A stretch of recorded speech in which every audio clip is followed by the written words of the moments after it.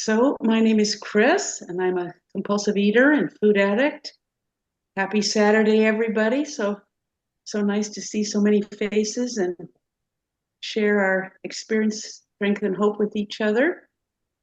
Particularly on this topic, which is timely and wonderful, and I think everyone can relate to. I know I can. So, I came into OA 90 18 years ago, 2007. Uh, at my top weight, which was mighty uncomfortable. I was close to 300 pounds at that point after having experienced a probably 8 year slide downward, downward, downward in demoralization and upward, upward, upward in weight until finally the obesity just really got to me. And I knew I had to do something. But what to do was the question. What to do? I was experiencing what this topic is about, which is the disease of more. There was never enough food, always wanting more. I would eat something and then shortly thereafter would have to head back to the refrigerator, back to the cupboards, get in the car, go get some more, always wanting more, more, more. There was never enough food. And then towards the end, even when I did have it, it didn't satisfy.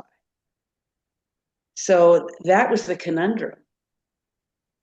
The items that I picked didn't satisfy. The items I didn't pick seemed more desirable, and it just was craziness. It was crazy making. And so that's what finally got to me and led me to these rooms. When I came in, I didn't really even know what OA 90 was. I knew what OA was because I have, heard of OA, and I had even experienced traditional OA back in the 90s. But, I always think I can do better. I know better until I realize I don't know better. In fact, I don't know anything.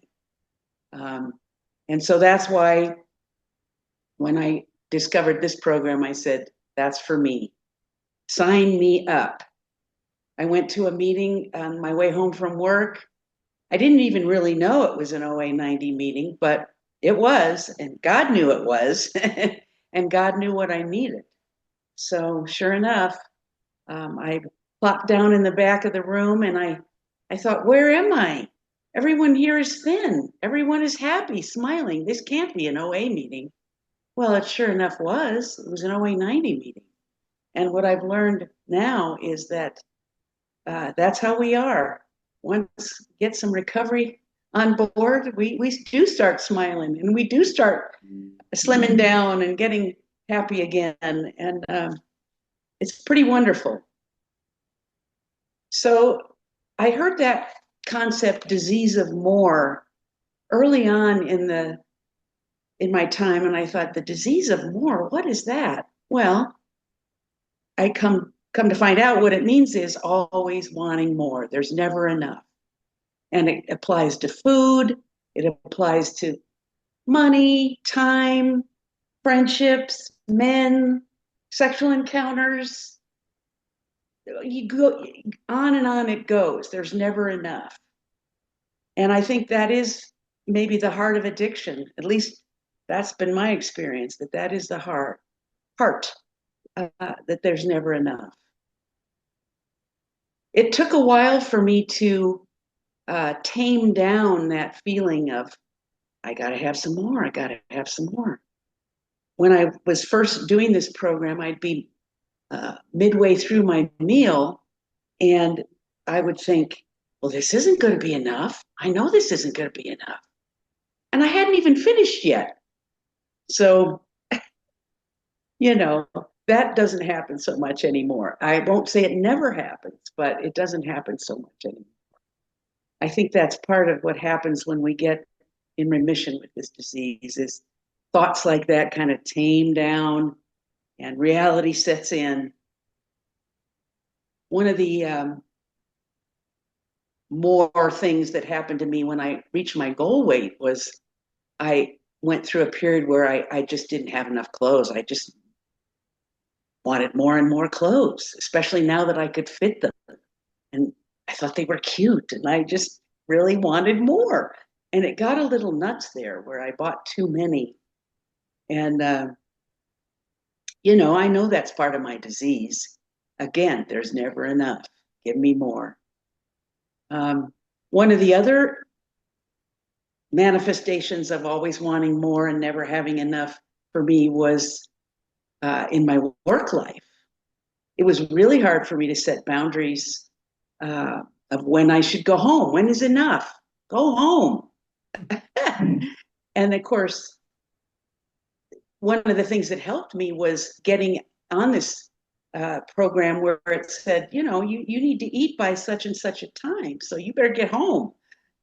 Not only was it a time thing, but it was also a stomach thing. I was hungry. And that helped me kind of learn, go home at a specific time. The work will wait. You can do it tomorrow.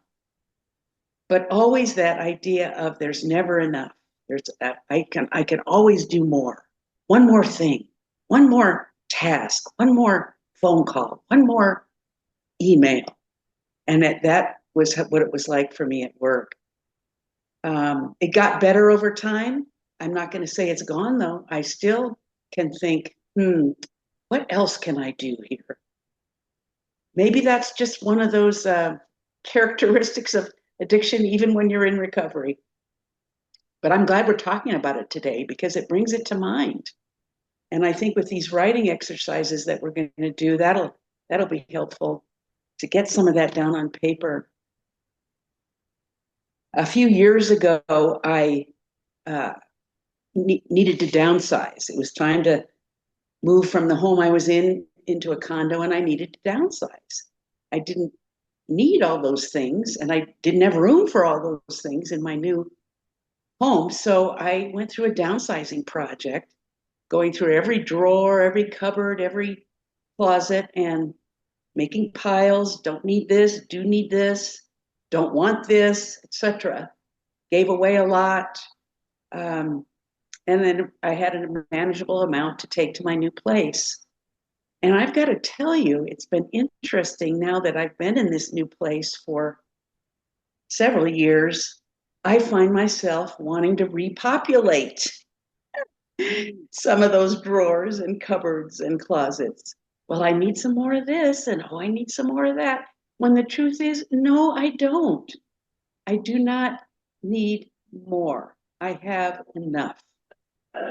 So again, I think that character trait, some would say character defect, doesn't just evaporate just because I've reined the food in and lost the weight and live an abstinent life today. But that's all right. That's why I keep coming back. That's why I do 3 meetings a week. That's why I make my calls. That's why I do my writing. It's because I know that so much of this disease is not obvious and needs to be addressed as it comes up, as I say, through the writing and the talking and the praying. And God will tap me on the shoulder periodically and say, hey, you need to take a look at this. You need to take a look at that. And that's just part of the deal. And I welcome it. I welcome it because I was walking through life in kind of a daze, kind of a slumber. And I don't want to live like that. So what issues have come up besides too much working, too many possessions? I think certainly in my younger years, too many men, too many sexual encounters. What was that about? Isn't there enough? Isn't there enough love in the world, enough caring for me that I don't have to keep seeking it out, seeking it out, seeking it out? And do I like admitting that? No, I don't. And maybe some of these more mature years have let that behavior go. But I can see in my past that was an issue. There was never enough love coming to me. And of course, it wasn't even love, but that's how it felt. There was never enough. Never enough admiration. Never enough, uh,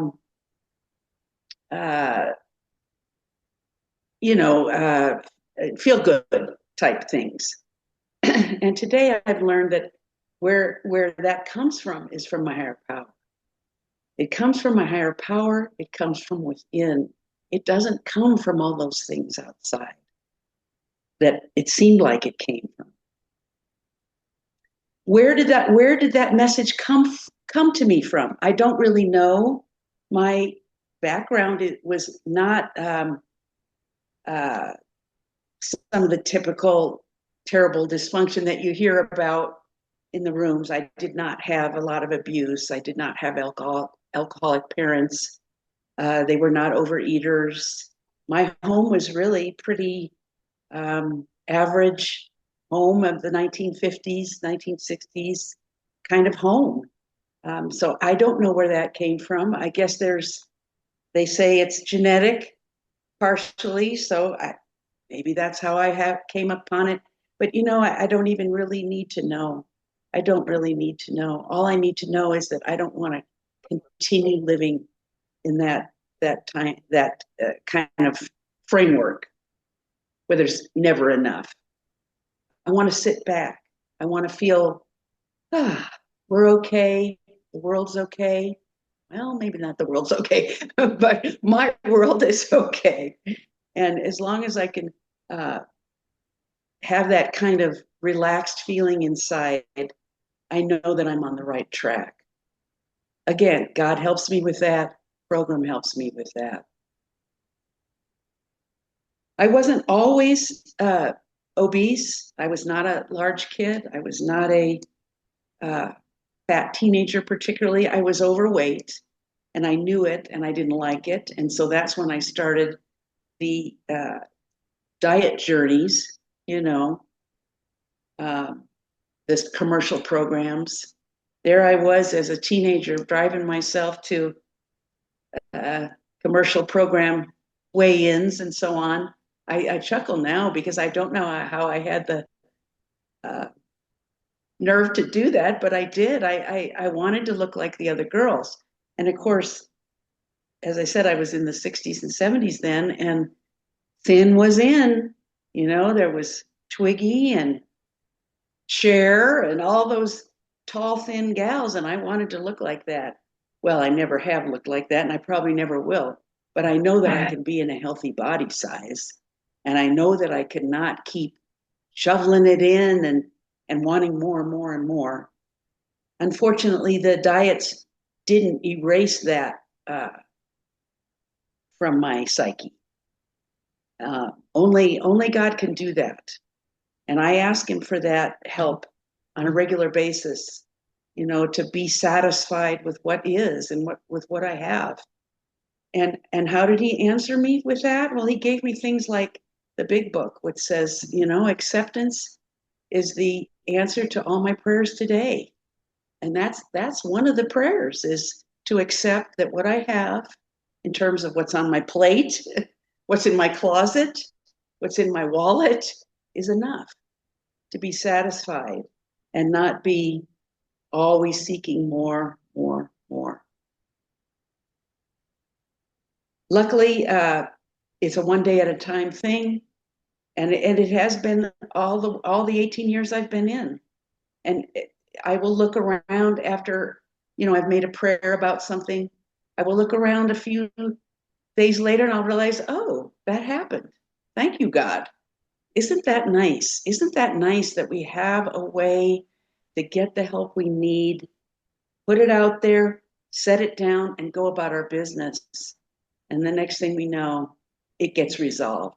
Sometimes quickly, sometimes slowly, but it gets resolved. I think that's one of the biggest gifts I've gotten by sticking around, is to learn that just chill out, wait. God will be there. God will do what needs to happen. And if he doesn't, apparently it wasn't supposed to happen. To understand that today is a real godsend.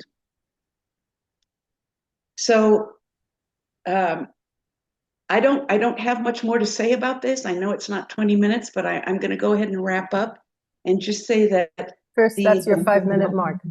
okay. I'm just going to go ahead and say that one of the things that helped me understand that there was enough was this food plan. You know, it was a generous food plan, but it was a limited one. I was told to, well, first of all, put certain foods down because they were going to really tap into the more thing. But that left plenty of food to eat. And the limits that were put on, the portion size and so on, really helped me understand the whole concept of enough. And today, you know, I look at my plate and there's plenty of food on there and it's tasty and it's healthy and it doesn't drive me crazy when I'm done, you know, wanting more and more and more. So that's a godsend. And I will be forever grateful for that. And for all of you who do the same thing I do. And I can talk with you and whatever's on my mind, you're there to listen. I very much appreciate that. So with that, I'm going to pass. My name's Chris, and really happy to be here. Thank you.